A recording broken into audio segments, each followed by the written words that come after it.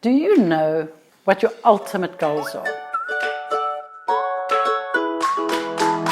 We all think, well, it's to diversify, or it's for free cash flow, or it's for retirement, or capital gain, capital growth. It's actually not.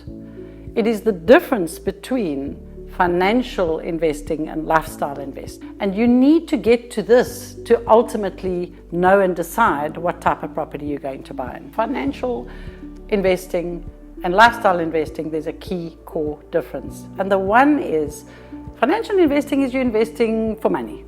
You go to work, you work for money, and of course you have the return. That does not always get you to the point where you can stop working. You might have to continue working or working at the investment properties to provide and produce the income. Versus the lifestyle investing is the ultimate thought of where do you want to be with your investing? Once you have it right, once you're earning that income, where do you want to be? Is it because you're looking for time? Because that is the difference, the money and time. And of course, lifestyle investing is giving you money and time. So with this time, what are you going to do? What is it you see you doing?